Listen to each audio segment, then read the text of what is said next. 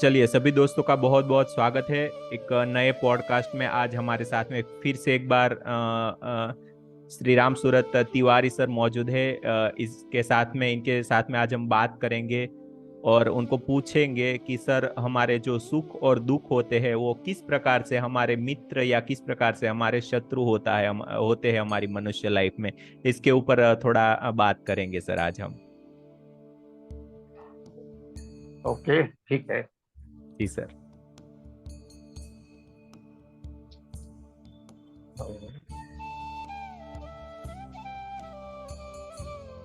मुझे खुशी है कि आज फिर मुझे मौका मिला आपके साथ बातचीत करने का। और आपके माध्यम से जिस तरह मुझे ऐसा लगता है कि मैं और लोगों से भी वार्तालाप कर रहा हूँ, तो इसलिए अब आपसे मेरा यही अनुरोध है कि आप अपना जो प्रश्न हो उसको एक्चुअल रूप में आप प्रश्न कीजिए। जी जी, मैं यही पूछना चाहता हूँ सर कि हमारे जीवन में जो सुख और दुख है उनको किस हाँ, प्रकार से हम शत्रु माने या किस प्रकार से हम मित्र माने। मतलब कि सुख है तो क्या है कि हाँ, हमारा ज्यादातर लोग उलझ जाते हैं, तो उसमें किस हाँ, तरीके से बैलेंस रखना है उसके ऊपर मैं बात करना हाँ, चाहता हूँ सर। ठीक, अच्छा।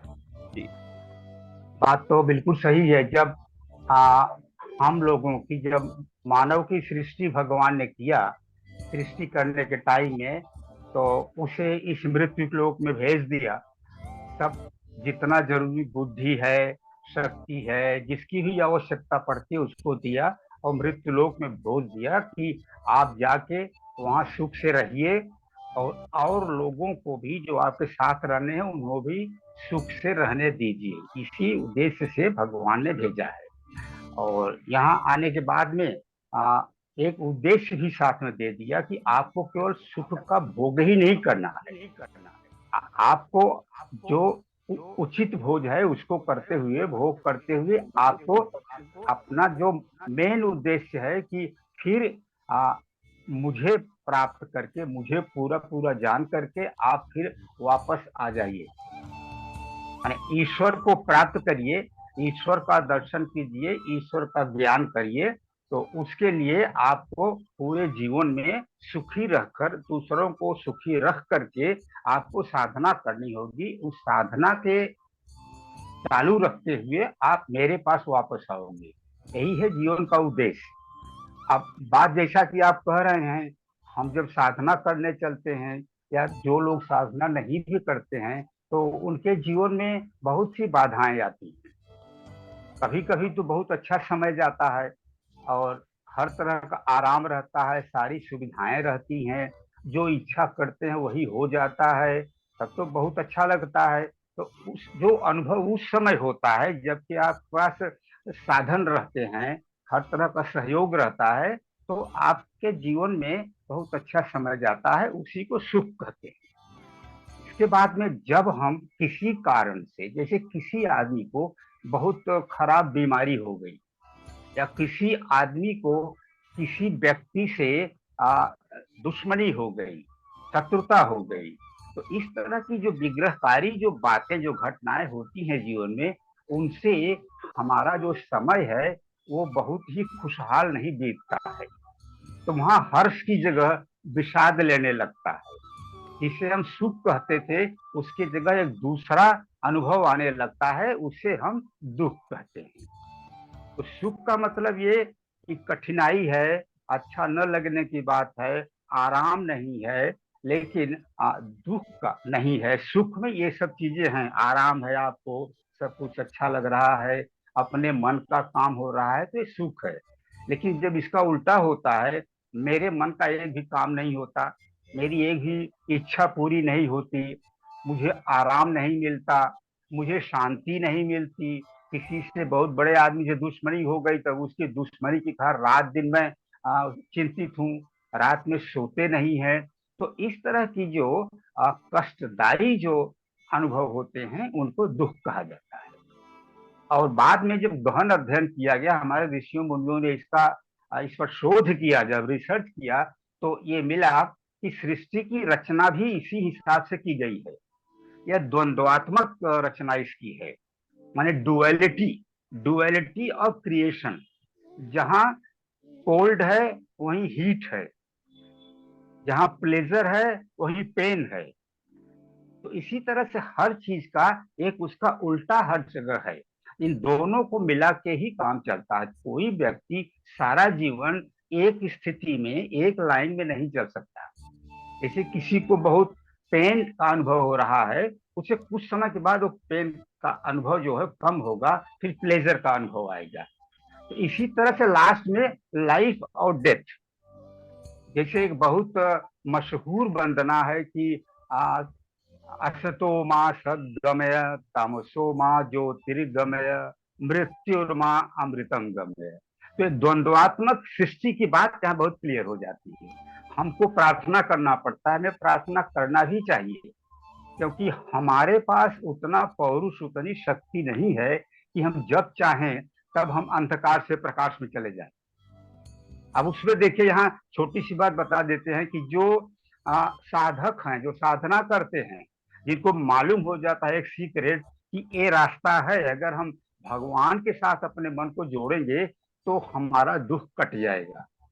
तो उसमें अब देखिए वो आगे बढ़ता जा रहा है तो धीरे धीरे उसका दुख कम हो जाता है।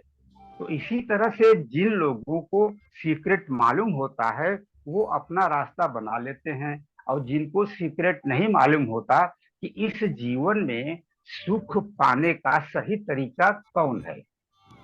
और इसके बाद यहाँ भी आपका एक प्रश्न जुड़ा हुआ है इससे कि सुख और दुख, कौन मेरा दुश्मन है कौन मेरा मित्र है।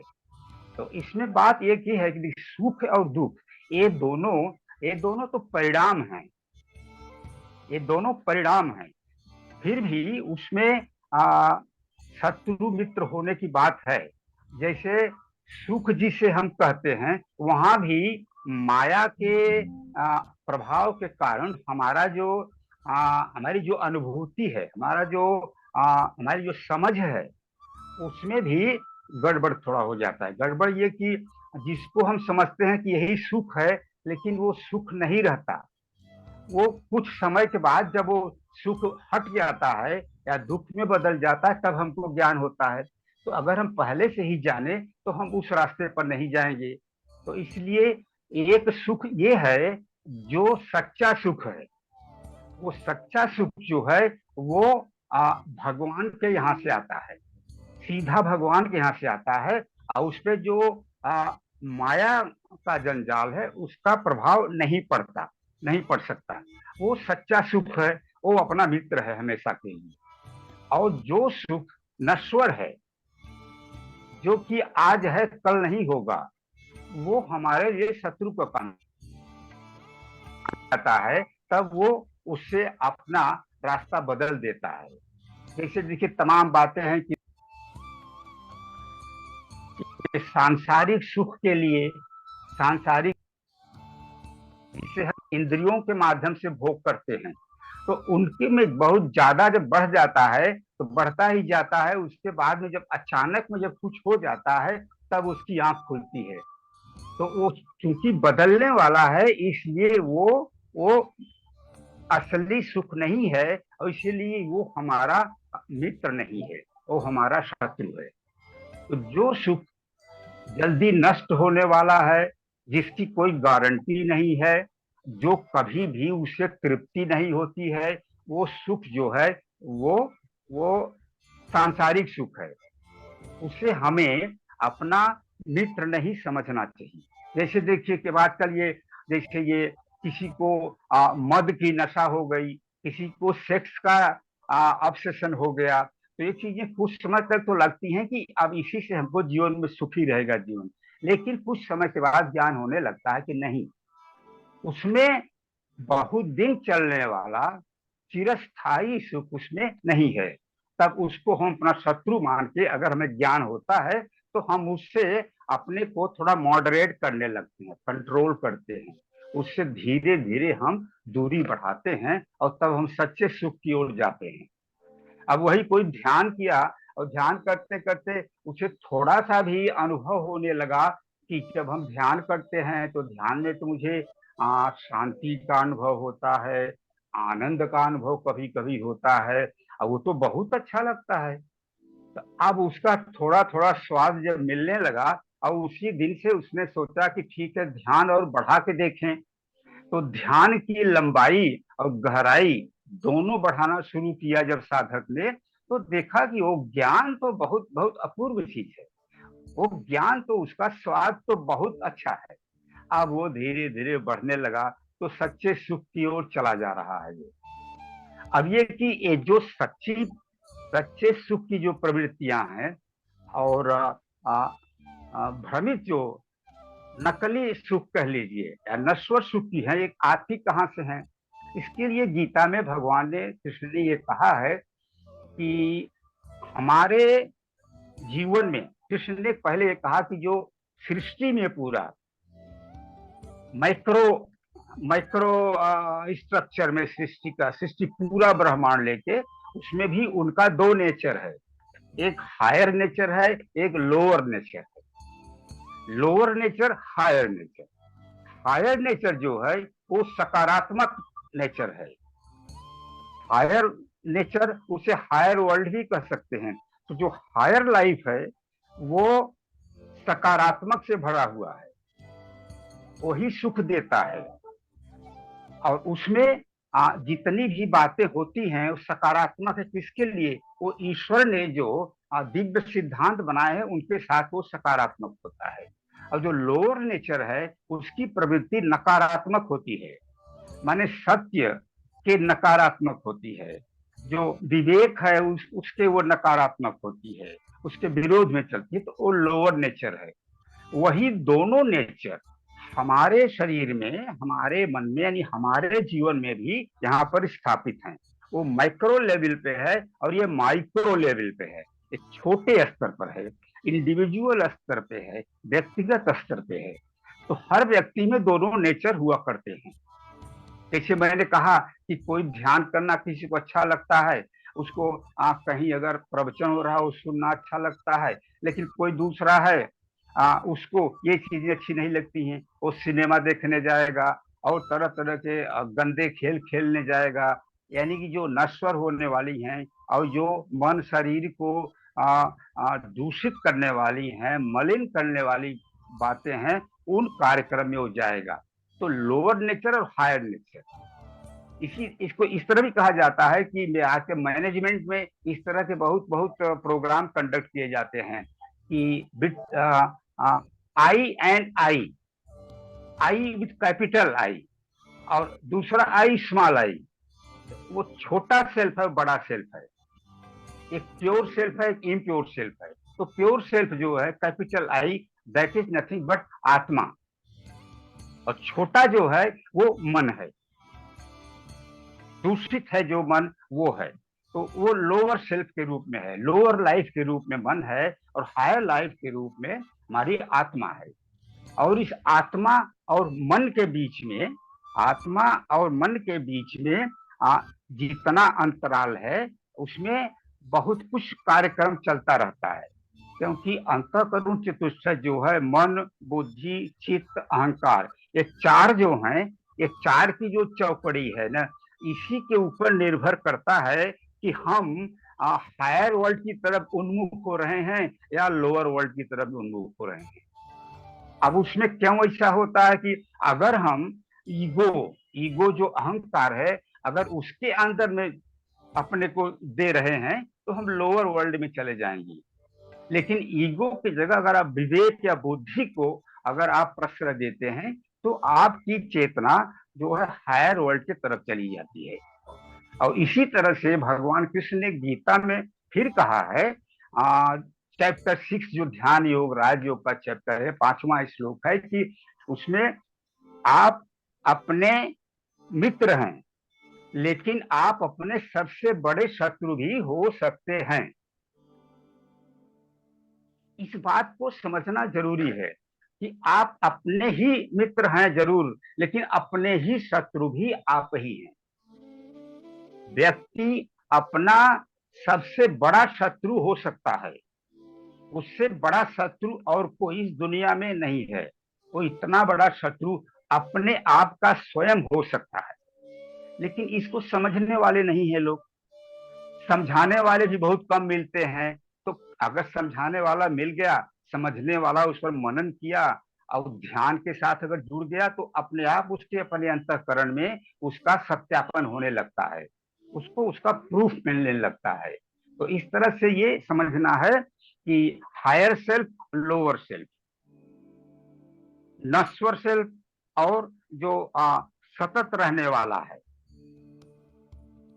सत्य वाला जो है, वो जो है जीवन, ये दोनों वहां पर हैं। और इन दोनों में हमको फर्क समझ करके हमें जो हायर लाइफ की जो आत्मिक जीवन है उसकी तरफ हमको चलना चाहिए। इसको इस तरह से भी समझा देते हैं हम कि देखिए, दुख जो है, दुख मिलता है, दुख मिलने के खास कारण तीन हैं। इसे बहुत ध्यान से सुनना है और इस पर मनन करना है। बीमारी, गरीबी और दुश्मनी। बीमारी, गरीबी और दुश्मनी, ये तीन है स्रोत हैं दुख के। बीमारी क्यों होती है? मैंने किसी दूसरे दिन उसमें मैंने उसमें सत्संग में बात कही थी कि मृत्यु लोग जो है वो योग के लिए है, भोग के लिए नहीं है।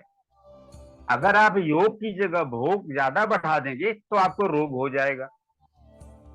इसलिए जो उचित भोग है, उचित भोग आप करते रहिए। माने कि आत्मा का जो निर्देश है बुद्धि के माध्यम से, उसके हिसाब से आप नियमित और उचित भोग करते रहेंगे, उसके साथ योग कर रहे हैं, तो बैलेंस बना रहेगा, तो आपको रोग नहीं होगा। रोग नहीं होगा तो आप धीरे धीरे जो उच्च जीवन है उसमें आप चले जाते रहेंगे, आगे बढ़ते रहेंगे। तो इसलिए भोग जो है वो रोग का कारण भोग है। तो इसलिए हमारा सबसे बड़ा मित्र योग है। योग का अगर पालन नहीं करते या बैलेंस बिना बनाए भोग का अनुपात बढ़ा देते हैं तो हमें रोग हो जाता है। अब दुश्मनी की बात रही, तो दुश्मनी की देखिए यही बात है। दुश्मन कई तरह के होते हैं।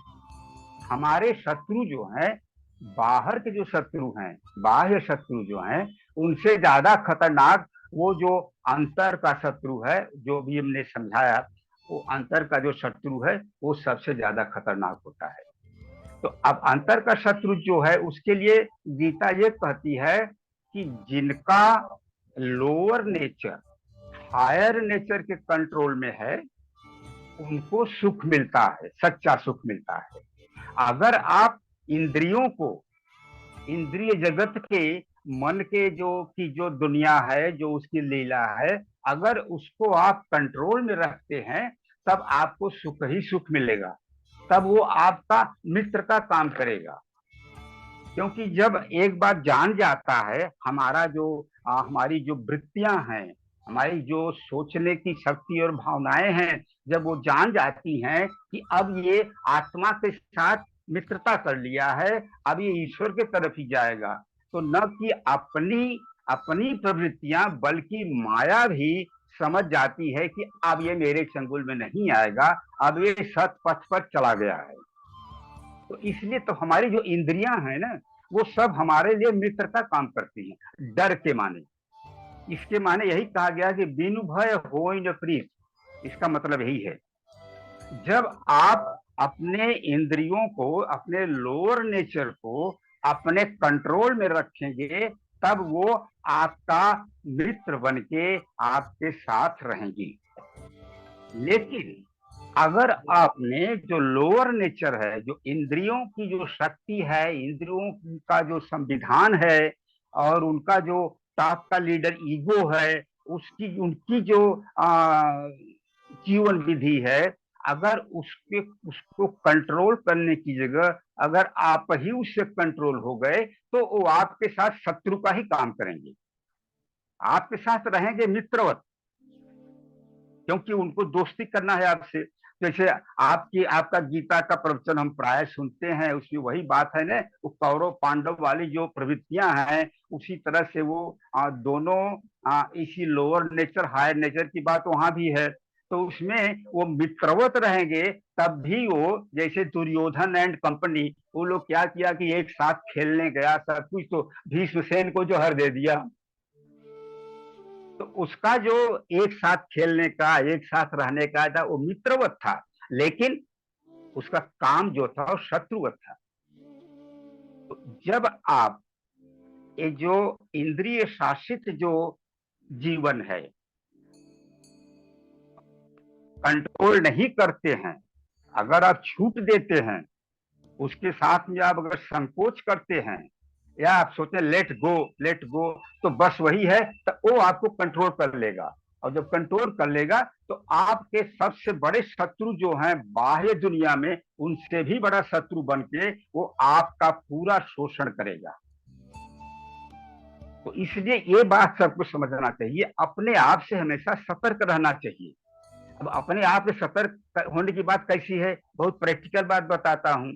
अब आप और आपके साथ तो एक बहुत बड़ा पीएमसी का और वीएमसी का इतना बड़ा प्रोग्राम चल रहा है, सैकड़ों हजारों लोग ध्यान कर रहे हैं, तो उनको ये सब बातें सुनाना बहुत जरूरी है।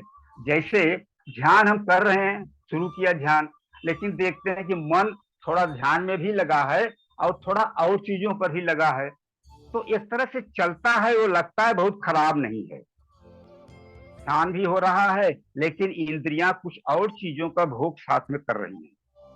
अब वो टाइम है कि आप उसको वैसा चलने मत दीजिए।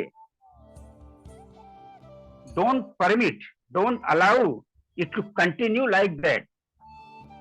Now you have to plan to control it, control that tendency, control that wandering of mind, wandering of the senses, इंद्रियों को अपने मन का चहल पहल करने के लिए आप मत आज्ञा दीजिए। नहीं तो आप 40 बरस ध्यान करते रहेंगे, लेकिन आप जहां थे वहीं रहेंगे। तो मतलब यही कि उनके साथ संकोच नहीं करना है। लोअर नेचर की जो इंद्रियों की जो उन इंद्रियों की का जो खेल है, उसको कभी भी आप उसको परमिट न करें। और उसी जगह परमिट करेंगे तो सारा जीवन वो खेल चलेगा। लेकिन अगर आप उसे परमिट न करके एकदम कंट्रोल कर देते हैं कि नहीं,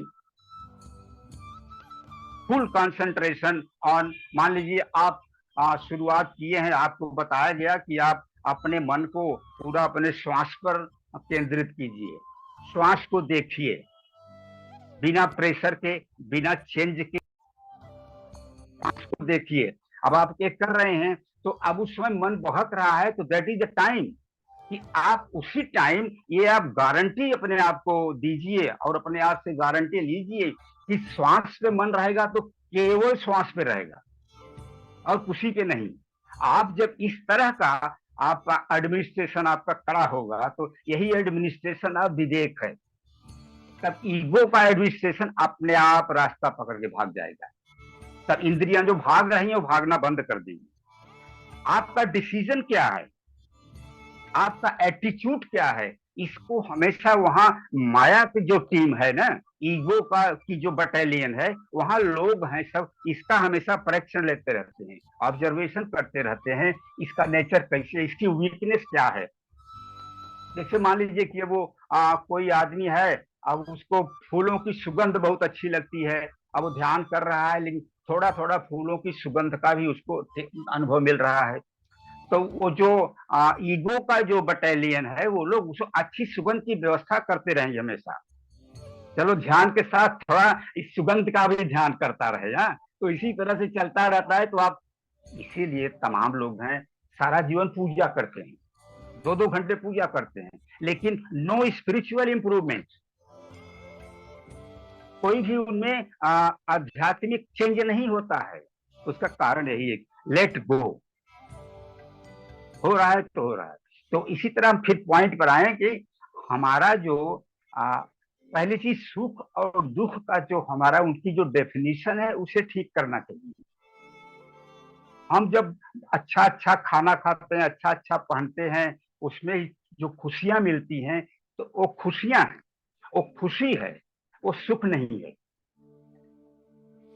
जैसे अंग्रेजी में 2 वर्ड है, प्लेजर, अंग्रेजी में प्लेजर, मटेरियल जो प्लेजर है वो प्लेजर है, लेकिन जो स्पिरिचुअल जो डिवाइन प्लेजर है उसको कहते हैं जॉय। जॉय माने सतचित आनंद, जो कि भगवान का नाम रखा गया है। तो आनंद जो है वही है जॉय, उसे ब्लिस भी कहा जाता है। तो ये जो तब आप मटेरियल प्लेजर के तरफ से, अब उसमें आपको जो है कि जैसे कामुकता यानी काम क्रोध लोभ, ये तीन दिग्गज हैं।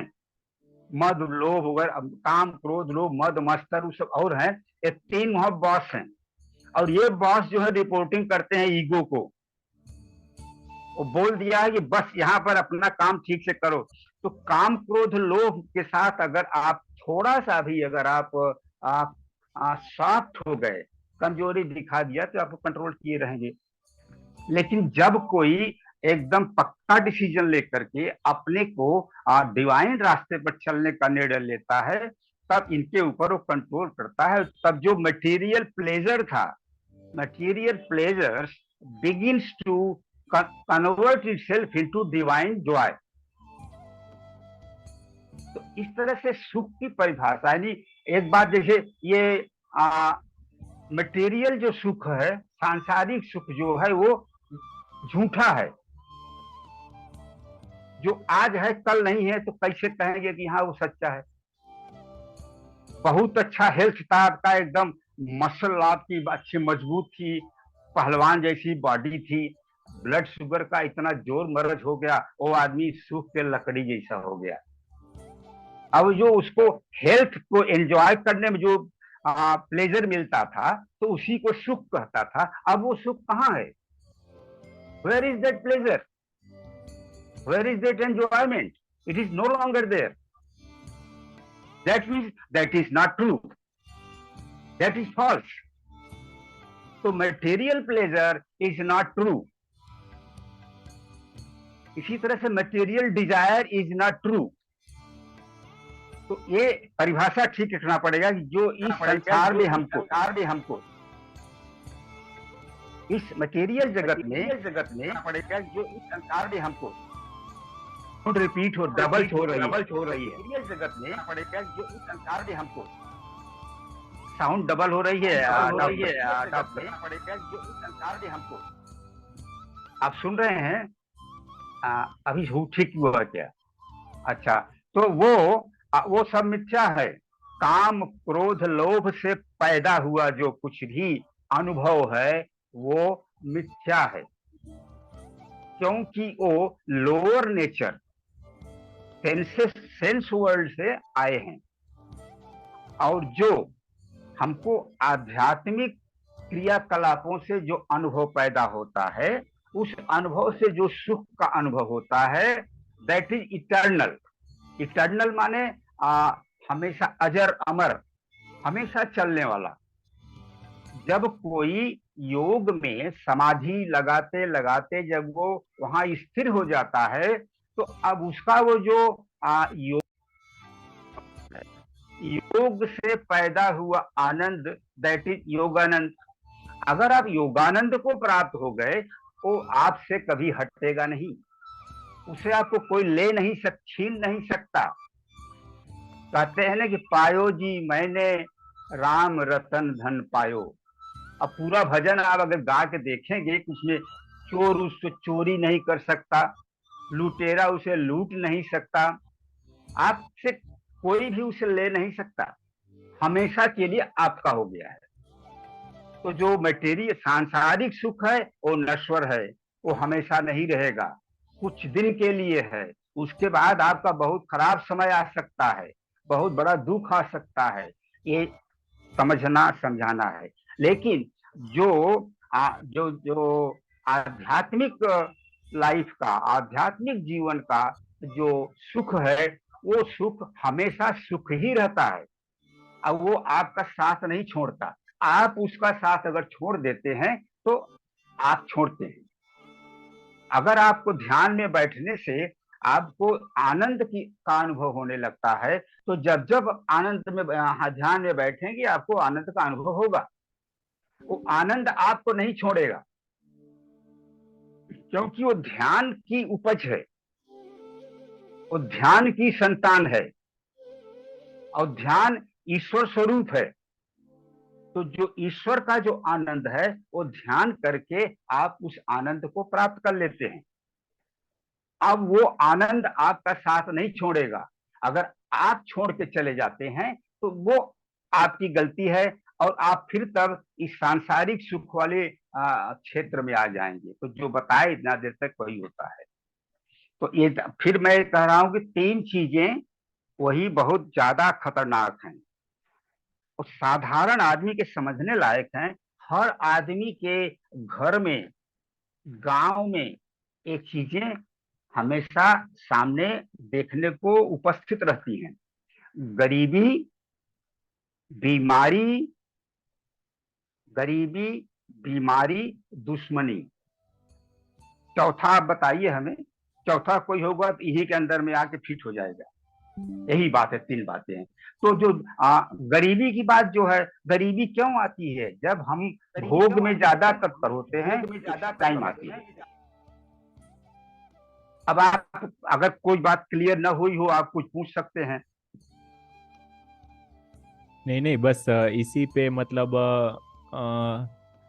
कभी कभी ऐसा होता है कि बहुत ज्यादा सुख बढ़ जाए तो हम बहुत ज्यादा खुश रहते हैं, लेकिन कभी कभी ऐसा वक्त आए कि कभी कभी दुख आ गया तो उसमें ज्यादा दुखी हो जाते हैं। तो उसमें बैलेंस में कैसे रहे, ये पूछना चाहता हूँ आपसे। देखिए, उसमें बैलेंस का एक ही तरीका है।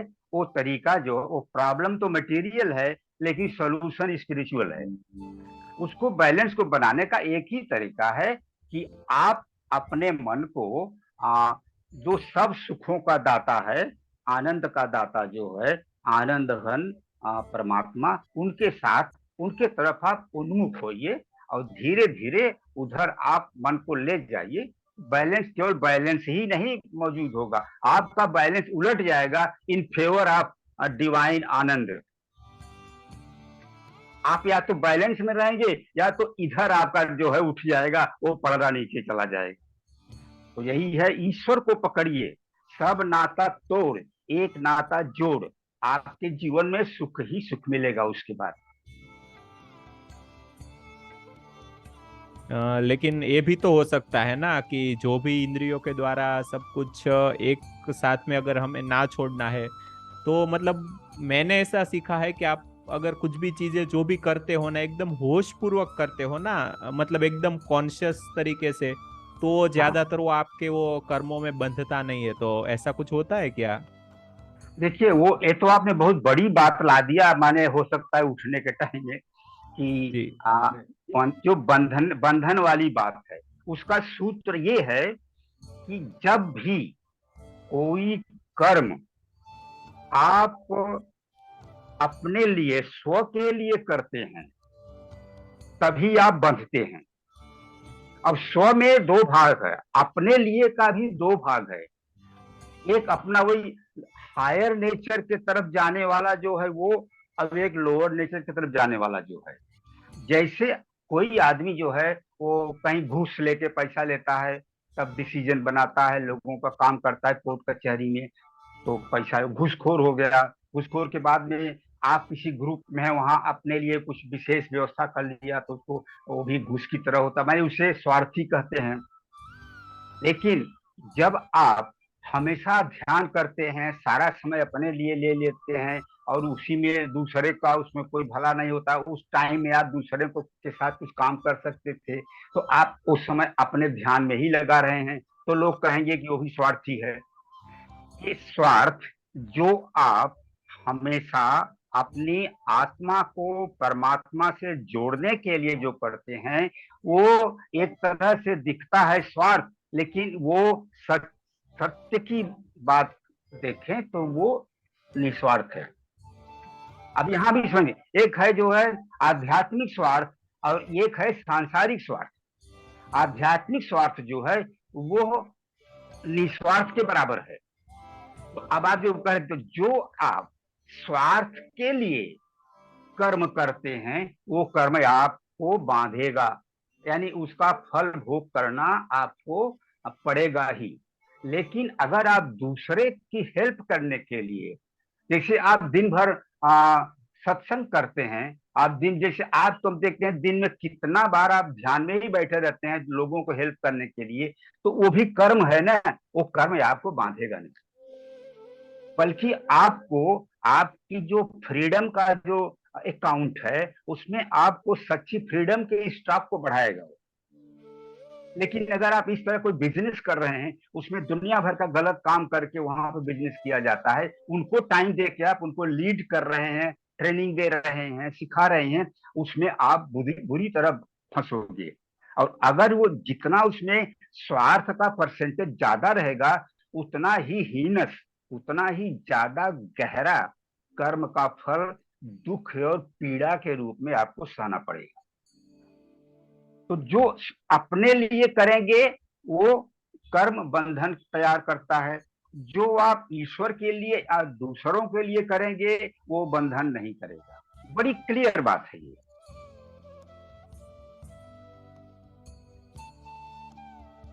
लेकिन वही तो दिक्कत है ना कि ये पहचानना मुश्किल हो जाता है ना कि हम जो भी मतलब अभी कर्म कर रहे हैं वो मतलब हायर सेल्फ के साथ में जुड़ के कर रहे हैं कि लोअर सेल्फ के साथ में जुड़ के कर रहे हैं, तो वो किस तरीके से हम डिसाइड कर देखिए पाए। डॉक्टर साहब, आपने जल्दी में बात कह दिया। ऐसी बात है नहीं, हम सब जानते हैं। जी जी चोर जी जब चोर पहली बार चोरी करने चलता है, उसको जी। कोई भीतर से बोलता है ये ठीक काम नहीं है, ये ठीक काम नहीं है। तो हम जानते हैं, मानते नहीं हैं। और जो चीज मान लेते हैं उसको जानते नहीं, तो जब मान लेते हैं तो उसके लिए साधना करके जानना होगा। और जो जानते हैं उसको, वहां भी साधना की बात है कि मेरे हित में है। कि जैसे देखिए ये वाल्मीकि जी, वो पहले डकैत थे, रास्ता चलने वालों का रुपया पैसा सब कुछ छीन लिया करते थे, डकैती के काम था।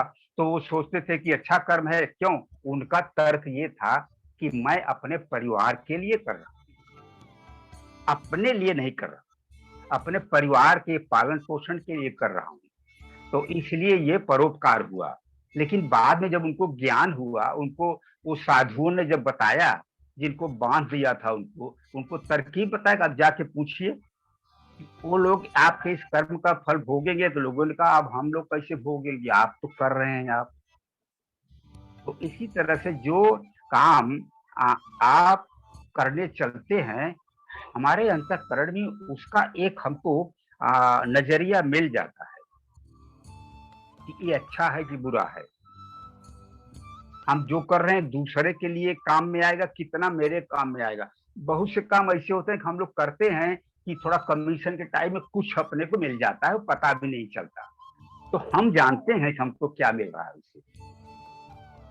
ये रही ईमानदारी और सच्चाई की बात। इसलिए स्वाध्याय हम लोग को हमेशा करते रहना चाहिए। गीता में चैप्टर 16 में 16वें अध्याय में श्लोक 1, 2, 3 में 26 क्वालिटी दी हुई है। सभी आध्यात्मिक साधकों को ये बात बतानी चाहिए हम लोगों को। वो 26 क्वालिटी कौन सी हैं? उन्हें कहा जाता है कि जो दैवी संपदा की वो के गुण हैं, वो 26 वहां पर दिए हैं। 16वां अध्याय, पहला, दूसरा, तीसरा श्लोक, उसे पढ़ना चाहिए। क्या क्या ऐसी क्वालिटी है जिसको हम सच्ची और दिव्य क्वालिटी मानते हैं।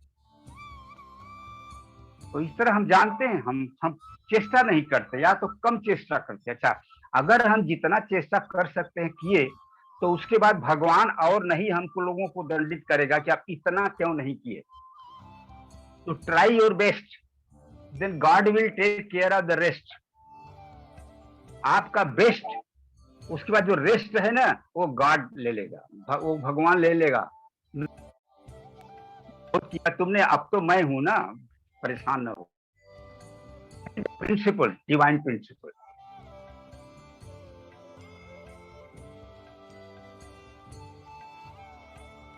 मतलब सर कभी कभी ऐसा भी हो सकता है ना कि मतलब हम जितना भी सोचे कि ये हम कर रहे हैं, लेकिन कभी कभी ऐसा भी हो सकता है ना कि हमारे हाथ में ना हो ऐसा मतलब कुछ भी हो सकता है क्या, जो मतलब हमारे हाँ, हाथ में नहीं हो कोई कर्म? बिल्कुल बिल्कुल हो सकता, ऐसा होता है। तो अभी मैंने जो कहा वो घुमा के थोड़ा उसी वही बात थी। मतलब ये कि आप अपनी पूरी शक्ति लगा दिया, पूरी ईमानदारी लगा दिया, सब कुछ लगा के जो काम किया, उसके बाद भी वहां पर जो जो रिक्वायरमेंट था वो नहीं पूरा हुआ, तो उसमें आपके ऊपर कोई दोष नहीं आएगा। आप निर्दोष हैं, आप बंधेंगे नहीं। क्योंकि हम लोग को योगानंद जी इसको बहुत अच्छी तरह हम लोगों को बताए हैं कि God doesn't expect perfection from you. No, वो केवल इतना, गॉड या जो सदगुरु है वो इतना केवल चाहता है कि आपसे जो हो सकता है आप कर रहे हैं। अब उसमें जानबूझ के आप कटौती करेंगे तो दैट इज योर रिस्पॉन्सिबिलिटी। क्योंकि God helps those who help themselves. Help themselves means जो अपनी पूरी चेष्टा से जो अपने को हेल्प करता है, उसके बाद वाला जो पोर्शन है वो गॉड खड़ा। हम कौन होते हैं करने वाले? करता तो वही है। लेकिन हम लोगों को जो हम लोगों को चैलेंज दिया गया है कि जैसे लोग क्रिकेट खेलने वाले हैं, जो उनको एक नियम बना है, दौड़ के उसको पकड़ना है, उसको यहाँ से यहाँ रोकना है। तो इस तरह से आपको सुखी जीवन बिताते हुए, दूसरों के सुख के लिए प्रयास करते हुए, सब जगह माने विश्व शांति मेंटेन करते हुए, आपको धीरे धीरे मेरे पास फिर वापस आना है। जैसा मैंने बना के भेजा था उसी तरह से। मनुष्य जब सृष्टि हुई उसकी एकदम निर्मल था, भगवान जैसा था, और अब वो यहाँ पर जानवर जैसा हो गया है। तो भगवान अगर जानवर जैसा खड़े हो जाएंगे, जाके बोलेगा ना, मैंने तुमको जैसा बना के दिया था वैसे मैं तुमसे वापस चाहता हूँ। मेरी क्लियर कट पॉलिसी। उससे कम होंगे तो आपको मृत्युलोक में फिर भेज दिया जाएगा, वहीं से फेल दिया जाएगा, गिर जाएंगे आप।